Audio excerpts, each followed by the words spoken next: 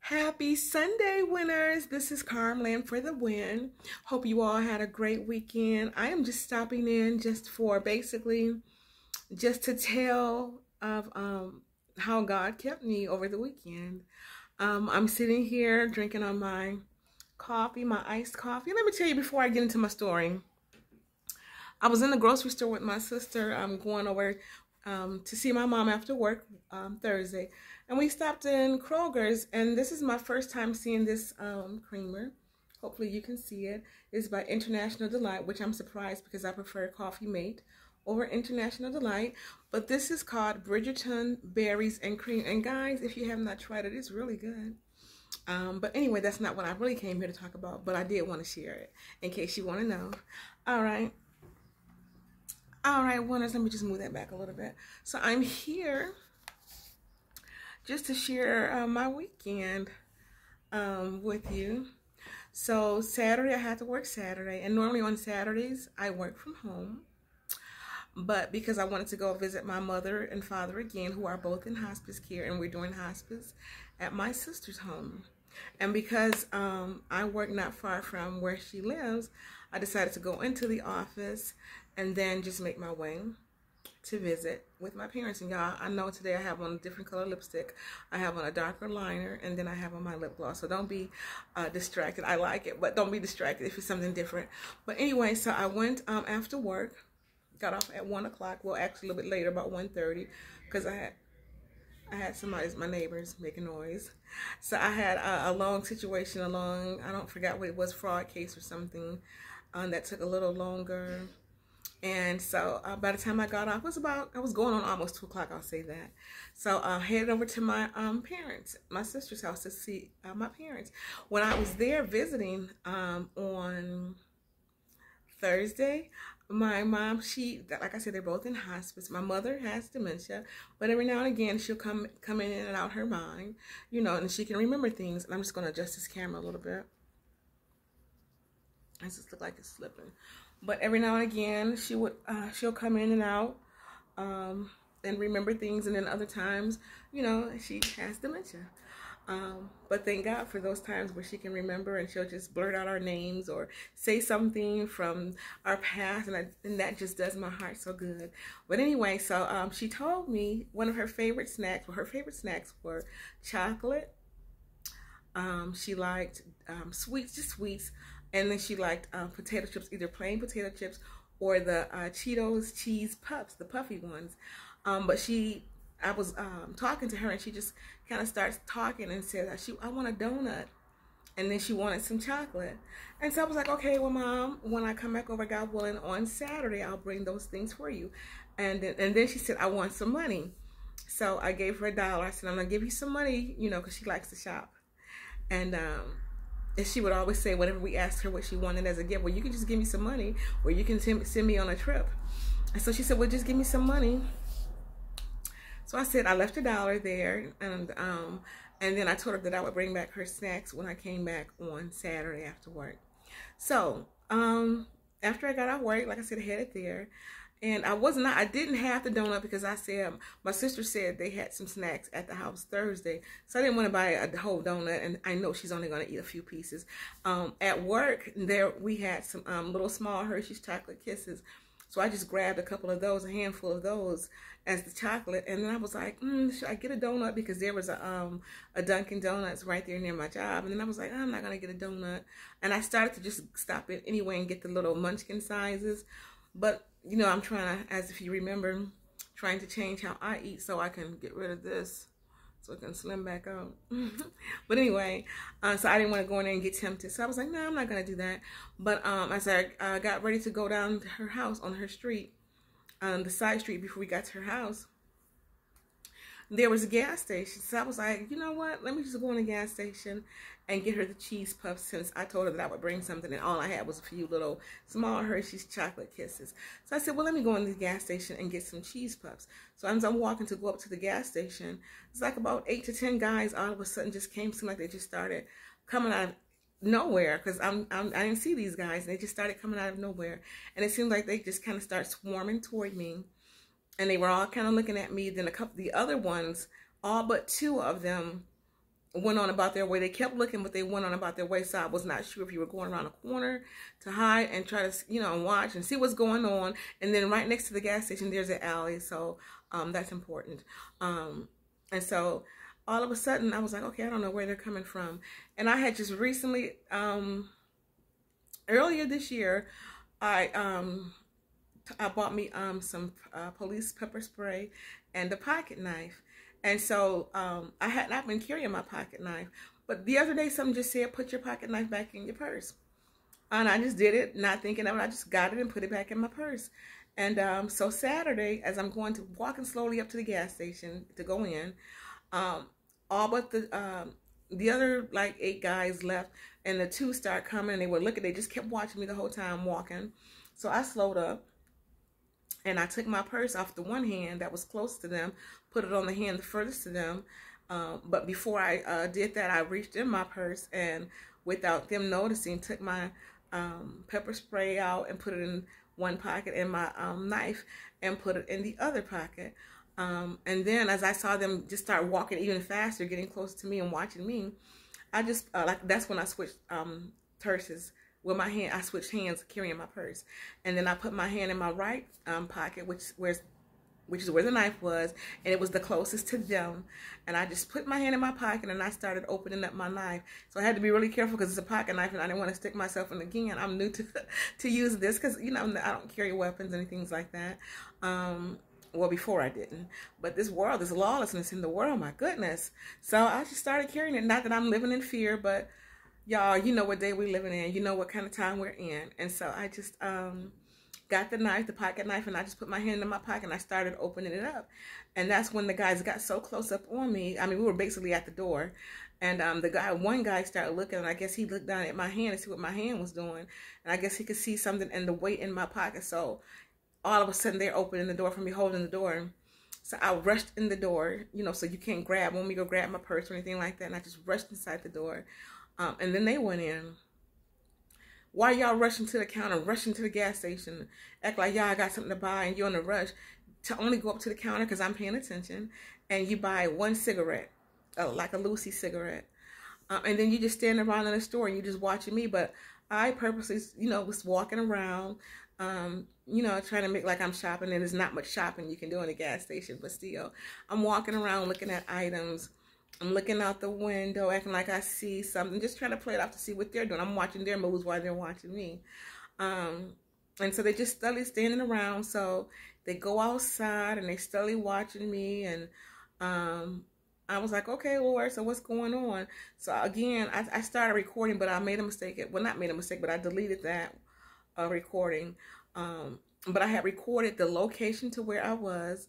You know, I showed the sign of the corners, the street corners, and then also the picture of the gas station, just in case, you know, they were acting a fool, and I needed to have camera footage of what these guys were doing and what they looked like. Although when I was recording, I did record what they look like, their approximate height, their attire, which direction they were standing in or walking back and forth watching me. They kept walking down and then coming back watching me. So I just kind of stood at the gas station door watching to see what they're doing. I mean, what are you doing? You only bought I don't know how much a cigarette costs. I don't smoke. But I'm just going to say $1 cigarette. And then you're just walking back and forth. You're watching me in the gas station. What do you want? So, you know, wisdom and common sense say they're up to no good. So I'm watching them watch me. And so I'm recording, just trying to play it off, act like I'm just recording outside, just kind of staying where I am because I'm not going to be foolish. And like I said, there's a gas station, I'm in an alley right next door, so you're not going to, you know, try to get me and while I'm not paying attention or whatever you're trying to do and stick me and get me in the alley. No, we're not going to do that. Thank God for Jesus, because he was the one who was covering me and blessing me. And I think he just, God is my protection, but he used the gas station as a place for me to be able to run to for shelter. And then I thank the Lord, I had got this knife and I never had to use a weapon before. So my nephew, when I got it, probably a couple of months ago, he was over visiting, and I told him I had this, and he asked me, did I know how to use it, or had I ever used it? And I said no. And then I showed him that, and here's the things that I had. Then I showed him that I had got the police strength pepper spray, and here it is. Hopefully you can see it. And then I purchased, and I still don't even know how to use it, y'all. Okay, that's the, so I had to. And then I got this pocket knife. I know how to open it. If I don't open it all the way, I can close it. But when I open it all the way, child, I don't know how to close it. So I'm gonna have to get him to show me again. Or my neighbor had to show me once when I first got it. And that's because I don't use weapons. So I don't know what to do. I don't know how to close it, but I'm gonna ask my neighbor again. Because my neighbor, when I came home yesterday, was the one who had to show me how to close it. I didn't take it out when I was visiting my parents because I didn't want them to be afraid seeing a knife. So I didn't take it out there. It was just in my pocket, sticking me a little bit. And this is the knife, you guys. And I had it in my pocket, and I had it ready to. My nephew told me, you know, don't just, you know, grip it a certain way, and you don't just poke. You don't just act like, he says, you know, swing, swing, swing, when you know, and so they can't grab it from you. And so, but I had that in my hand, but they just kept watching me and kept watching me. And so this guy pulled up in a Jeep, and he was getting gas. So he kind of, I guess, surveyed the situation and noticed that something wasn't right. So he kind of sat there for a minute just to see if I was going to be all right. And long story short, these guys just sat there, and I finally just had to run and get in the vehicle. And get away from them, and then they started standing there. There was a bus stop near, acting like they were going to catch the bus. And then as soon as they saw me walking, they came rushing back toward my way, and I just had to run. And I was like, because I'm not playing with y'all. I will use this. I do not want to hurt anybody unnecessarily, but I will, because I'm going to get myself from out the corner. I'm going to get myself from out the corner, you guys. I don't want to hurt anybody. I love people, and it's a sad day that we're living in, and it's so sad that we even have to, you know, be worrying about this stuff, but unfortunately we do. So I had to, you know, get myself out of harm's way. And then after that, I became very emotional, because had it not been for the Lord who was on my side, I don't know what the outcome could have been or would have been. So I don't be wanting to seem like I'm preaching, but I am grateful and I am thankful, and I don't take that back. And I don't take for granted what God does for me daily. I pray daily. And guys, and I was just so emotional, because I was like, Lord, thank you. Had I not been paying attention, you don't know what the outcome could have been. I could have been hurt. Just whatever. I don't even want to think about all the things, because I hear so much in the news. You don't want to think about the things that could have happened. But I just want to say, y'all, I'm just so happy. It could have turned out a whole different way. And that's why I try not to complain so much. I mean, I laugh. I try to turn things that could be rough or tough into joke or laughter. Not necessarily just joking and gesturing all the time, but turn it into laughter, because, you know, it's just so much going on in the world, you guys. And we're dealing with our own lives, like my family situation. My parents are in hospice. I have family members other family members who are dealing with issues. And we all go through, not just me or my family. But I'm just so happy, you guys, just to be able to sit here and give my testimony of what the Lord has done for me. And I'm a watcher, because I do fraud for my job. So I am very watchful. I watch a lot of things. And so I just thank God for that too, that I am alert like that. And of course, sometimes we can all get thrown off by doing some other things. So my message to you guys, because I love each and every last one of you winners, is to always be vigilant. Always just, I mean, I know some of you are probably already sharp and paying attention, but just get even sharper and pay even a little bit more attention, because these people are out here. But my question is, by me doing fraud, and I do fraud for my job, who carries money? So what are you robbing people for? And so that's what made me think, is this trying to be a robbery, or is this something else? Are you trying to rob me, or what? There was the alley there, and they kept standing there by that alley, watching me. So just be careful, everybody. If you can, go in numbers. If you don't have to be out late, don't be out. Although this was bright daylight. This was like 2 in the afternoon yesterday in Detroit, Michigan. It was sunny. It was nice. So it does not matter nowadays. These criminals are bold, so we have to be even bolder. So we have to be as wise as a serpent, but gentle as a dove. And I think that's who I am. I'm not violent or anything like that. But y'all, I will come out the corner swinging and spraying. Yes, I will. Not making light of this, because too many people have been placed in situations where they were not able to safely get out. So I'm not making light of it, but I just do want to say, y'all be careful. Pay attention to your surroundings. You just don't know. Even people who smiling in your face and pretending to be pleasant and just want to help you, still be careful of them too, because you don't know. You don't know. And so I'm just happy to be here to be able to share this story with you, my testimony. And so you better believe today, as I was watching church service, that I was getting me some praise in. You know, although I do daily, I mean, I pray daily, but you better believe I was giving some extra praise. So y'all, this is Carm-Lynn for the win. I'm going to sit back here and finish watching TV. I'm going to keep sipping on my coffee drink. And let me show you this creamer again. It is really good, you guys. It is by International Delight. It is called Bridgerton's Berries and Cream. I was hoping that you can see it a little bit. Let me bring it back away from the light.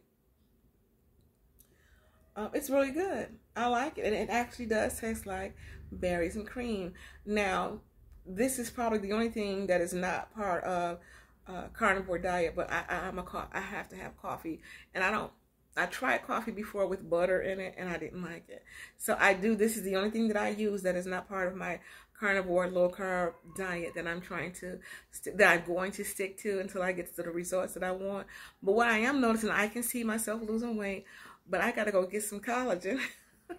I did buy some bone broth, but I'm going to get some collagen, and maybe, I don't know what I would put it into, because I'm not drinking smoothies right now. So maybe I'll just keep doing bone broth, because that's collagen also, to build up and tighten up the skin as I'm losing, because I'm 54 almost. So some people would call that old. I'm not old in my own eyes. I'm not old.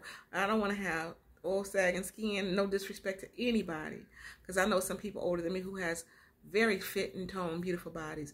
So I'm not making fun or making light of anything. Please don't take it that way. You guys, winners, I love you, and you should know that by now. And if you don't, you do now. So unless some of you can recommend something, can I take the powdered form of collagen and just put it in water and drink it? It seemed like it would be nasty. Or is bone broth enough? If any of you ever had to do something to help tone up, skin as you lost weight. Also have weights, and I do things like that. And then now that the weather is breaking, I plan to go outside. We have a lot of hills where I live around my apartment. I'm going to start walking those hills again, because I do that in the summer. And when I'm losing weight, I always get on those hills, and they work wonders. It's like doing an incline on a treadmill. So I do those. But if you have any suggestions, recommendations on how to naturally, or with exercise, or with bone broth, or collagen powder, and exercise, like I said, to tone up the skin as you're losing, if you could share that with me, I'd appreciate it. I have a couple of events, and I just want to do it for life too, because just life. I mean, you want to keep looking nice, or halfway decent at least. And then I want to be ready for my cruise, God willing, in October. And then my job is hosting, we're having a holiday party this year, and the presidents, they want it to be elegant, super elegant, basically super elegant wedding minus the bride and groom. So I'm on a committee for the party, so we're getting things together, and it's going to be elegant after 5. And so of course I want to go get something cute to wear, and I don't want to get something and show off the weight loss that I accomplished at that time. I won't be finished, I'm sure, but I don't want the skin hanging either. So those who can help or offer any suggestions or recommendations, I certainly would appreciate it. I love you guys. I'm so glad to be here. That just means so much more. It's a whole different level. And I've been robbed on the street before some years ago. They brought back those memories. I remember in my first job right out of high school. These guys, again, it just seemed like, I don't know what's going on. These guys are chasing me. I was on my way on to work, my first job, like right out of high school, yeah. And I was taking the bus, and it was still dark. I'm outside, and it was like fall. I remember to this day, y'all, I was fresh out of high school. I'm almost 54, so you know how long. And I've been out of high school for 35 years. So in June, I think it'll be 36. So because I graduated in 1988. So you know how long ago that was. And going to my job, I remember exactly what I had on. But I remember, because I pray, I've been taught to pray. I come up from a family of church folk and holiness people and preachers and evangelists and stuff, missionaries, church mothers. So I was always taught to pray, and I still do. And I prayed that morning, and something. I actually, let me tell this really quick. I actually got kind of scared because I prayed already, and on my way out the door, I had on a green outfit, you guys. It's a green skirt and shirt outfit, blouse, and I had a red leather quarter-length jacket because it was just getting into fall. It wasn't really cold, but it was chill in the air in the morning. And I remember I had that on, and I had already prayed on my way out the door. And I just heard something just say, and I now know that it was the Spirit of the Lord to say, pray again. So immediately I became afraid. I was like, okay, I already prayed. Why am I hearing something say pray again? But out of obedience, I did. And not a fear too, I will admit, I did. And sure enough, when I got outside, the incident started. These two guys again coming after me. And then I walked across the street, and they turned back to watch me. And then they started walking, but they stayed on the same side of the street as my house. So I knew I couldn't go back home, because they're on the same side as my house. So I walked to the corner on the other side, and when they saw me walking, I had stopped at the bus stop first. So they had started slowly walking. And then when I saw them turn around and start slowly walking on the same side as my house, I walked to the corner. And it was like no cars on the street. So I was very afraid at that time. I don't think I had a cell phone. If I did, I was scared to take it out of my purse. I don't know what it was. I didn't want them to see where I came from, because of course my family was still in there, my mother, my daddy, my siblings. I didn't want them to go to my home. So whatever happened, just Lord, I had to put the Lord in remembrance too, because I was like, Lord, I heard you say pray again, but this time pray for protection is what I heard, and I did. So no cars were coming. I was the only person out there with these two guys, and so of course I became afraid. So I went to the corner. I just kind of walked quickly to the corner with the hopes of seeing cars come past, going the opposite way. No cars were coming. And so these guys turned around and they picked up their speed. And then all of a sudden, where I'm standing on a street going, where was I going? East and west. Then the cars start coming going south. So coming south. And so I saw it was a flatbed. And then the guy actually stopped across the street from where I was standing and was trying to flirt. And so I was like, okay. Then I got afraid. I was like, are they working together? And my mind is playing tricks. I'm like, well, maybe they're working together. At first, I was going to go over there. Then I kind of stopped. And then I got in the middle of the street. And the reason I stood in the middle of the street, because like I said, no other cars were coming. So the guy in the flatbed truck, he kept saying, come on, let me talk to you. I want to talk to you. And then the guys kept looking at me. And I'm like, oh, my God. So are they working together? Why are you just stopping and looking? Or did they think I really knew this guy? So I don't know. So I kind of got in the middle of the street. And I was like, he was like, come on here, come on. I was like, no. I was like, who are you? I don't know you. And I'm like 18 and 19, y'all, so I'm stupid still, talking to a stranger. But then what am I going to do? Because these other two guys across over here looking at me, waiting to see what they're going to do. So I got closer to the truck, and I'm standing on the driver's side in the street. And I got close all the way up on the flatbed truck. And I was like, well, maybe he's driving this flatbed truck. He's probably at work. Still in my mind, you can't trust that. But I was like, well, he probably wouldn't do anything if he's at work. So I told him what was going on. I was like, can you just stand here with me? Because those two guys over there, you see standing over there, I think they're trying to get me. And so he was like, well, just come on. I'll take you where you want to go. And I was like, no, how can I trust you? He was like, I'm not going to do anything. He said, you get in the truck. You can leave the door halfway open. I'll give you my ID. I was like, no, how do I know you're not with them? He said, girl, they walking over here. Come on. Get in the car. Here they come. And that scared me. So I ran around and jumped in the truck. And I kept the door halfway open. I didn't close all the way. And he gave me his ID and told me to hold it until he can get me to safety. And he was like, well, where do you want me to take you? I said, just drive down about like 10 blocks, come back around and just take me to the bus stop, but way further down than where I was standing. So he did that. And he was like, here's my number. Let me know you're okay. I'm sorry. He said, I want to talk to you and stuff like that. I was stopping the freight, which he said, but because you were in such duress, I just want to know you're okay. He's like, I said, there's a stop further down that a lot of people are at every day, because I took this bus every day. And I looked stops where people got on. There was a lot of people and where there wasn't. So he took me around. He drove me down about 8 blocks, came me around and took me to a stop that, there was a lot of people, but I wanted to get out because I could have had him take me all the way to the last stop that I would have gotten off on that Claremont bus. And then the next bus would have been the Hamilton. I could have just had him take me to the Hamilton stop, but I was still, nervous. So, being a young woman, because I was like 18 or 19, still nervous. So he took me around to that stop where there was a lot of people that we would see daily, and we would all speak and say hi, everybody on the bus every day at the same time. And so I got off, there was a lot of people. And then I guess I was just like a mummy or something, because usually where, I would speak to everybody and people's like, hey, I was just kind of standing there just in a daze. And I'm like, okay. what am I going to do? I was just still nervous and just shooken up. And then finally the bus was coming. So I got on a bus. Lord, who was on the bus, y'all? These two guys. So I became, and I guess that in their mind, it was like, well, she was acting like she was scared of him. So she probably just had him take her to another bus stop. And sure enough, they were on the bus. It was one light-skinned guy and it was one dark-skinned, about my complexion. And so the light-skinned guy kind of sat down. And then the other guy paid his fare and he sat down. They sat like kind of diagonally across from me. And I sat right up there in the front, near the bus driver almost. And then they sat in the two forward-facing chairs. And they kept staring at me. The light-skinned guy, he would look at me and then turn off. But the dark-skinned guy, he mean gazed at me in a mean way the whole time. He mean mugged me the whole time we were on there. And so I was like about 3 stops away from my bus stop, and they just was sitting there. And so I got fearful again in my heart. I'm crying on the inside, but I didn't want them to see the fear. So I'm like, what am I going to do? I said, if they get off with me, I didn't want to go the long way. You know, just in my mind, I'm just confused. I was like, I don't want to go, because if they follow me all the way to the end, it's just me and them and the bus driver. They could hurt the bus driver and then do what they want to do to me. So I was like, well, might as well just get off at the bus stop that I'm going to get off at, because if they're going to hurt me at this time. But then I had to say, Lord, but you promised. You told me to pray again and pray for protection. And I'm not lying, y'all. This is exactly what I heard. Pray before I left the house, pray again and pray for protection.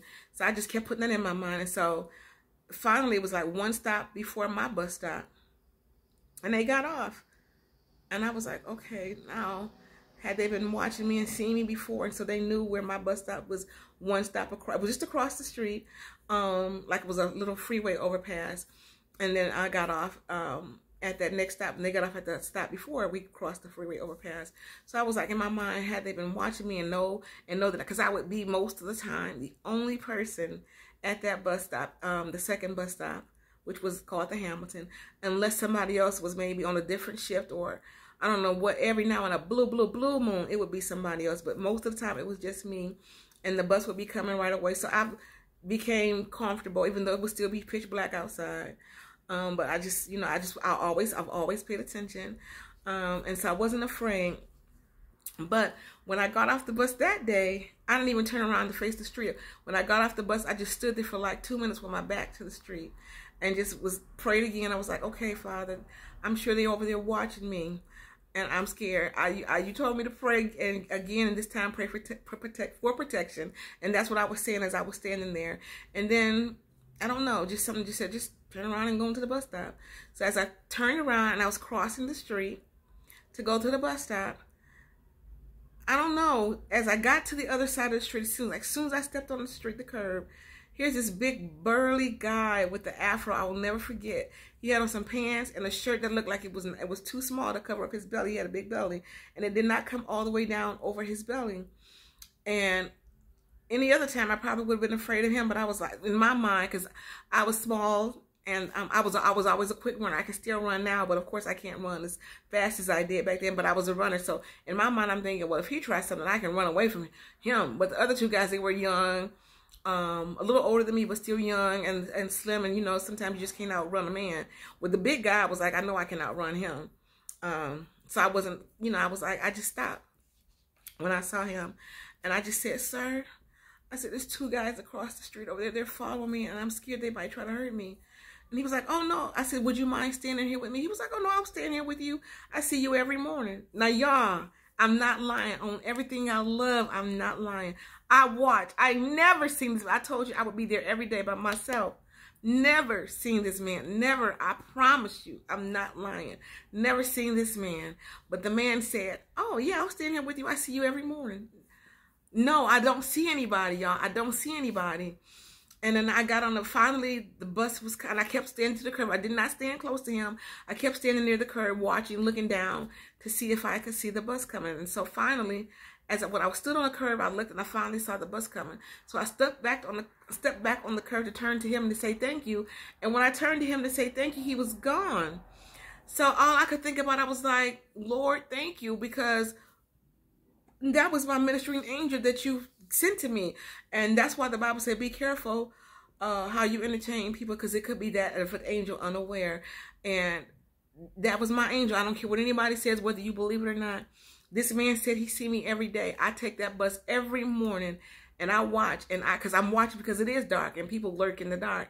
I've never seen that man. Never, never, ever, never. And he said, I see you every day. But then on top of that, when after I got off the curb to look to see if I saw my bus coming, I stood back on the curb just to turn to him to say thank you. Where did he go? I looked down the street from where he was coming. I looked across the street. He didn't pass me. He wasn't out in front of me crossing the street because I would have seen him. And I was like, where did he go? And I got on the bus, and when I got on the bus that came, you know, all the people would be on there would be the driver, Johnny's. His name was Johnny. He was an older guy. They all knew me. Because they would all be like, yeah, we was looking for you. When you don't come, we looking for you because we don't want nothing to happen to you. Because I was a young girl. It was an older lady that would always be on the bus. And if I'm not mistaken, her name was Miss Mildred. Johnny was the bus driver. And it was like people on the bus, people going to work, men coming home from work, women going in. And I was probably like one of the youngest persons at that time in the morning. Going to work. So they would always tell me, when we didn't see you, like if I had a day off, well, we didn't see you. We was wondering. I stopped the bus and he waited for a few minutes to make sure you weren't coming. So they would look. So as soon as I got on the bus and I felt in the arms of safety, whoo, y'all. And I told the bus driver, as soon as I sat down in the front, and I told the bus driver, he was like, how's it going? Because I guess they could see that, you know, I was not my same self, my same jovial self. And he was like, what's going on? And I began to tell them, and y'all, the tears began to flood. They began to flood. They began to flood. And it was like, that's all right, baby. People was coming up hugging me. And the older ladies, they kept hugging me and was telling me it's going to be okay. And they come and sit next to me and they just patted me and just, you know, rubbed my back and made sure that I was okay. Y'all, that was like, I was just like, thank you, God. And so when I got to work, of course, I called my mom, you know, and then when I got home, it was like, you know, that was the angel of the Lord. And I told them about the prayer and that I prayed every morning. And it was like, yeah, that was your angel. And then as I began to testify to tell other people, it was like, that had to be your angel. And a lot of people may not have had experiences like that, but I'm not lying to you on everything that I love, y'all. And I love my family. But if I was standing here before God, if he was standing in the flesh before me right now, I would say the same thing. This is exactly what happened. Exactly what happened. And so the next day, my mother got up and she stood on the porch because it was a flat by Auntie and them. And my auntie lived downstairs. And so my family, my parents and my siblings, we lived upstairs. And it was a family-owned home. And so my mother came and stood on the porch and watched me. What she didn't know is I went into the kitchen and got a kitchen sharp knife, like a steak knife, and I put it in my pocket. Didn't know how to use it then either. And I've never had to use this knife, and I don't hope that I never have to, but I have it. And I still can't figure out how to close it, you guys. I'm going to have to ask my neighbor again. And then I have, again, this spray, but I didn't have that then. But my mother stood on the porch, and she stood there and watched until I got on the bus, and I had the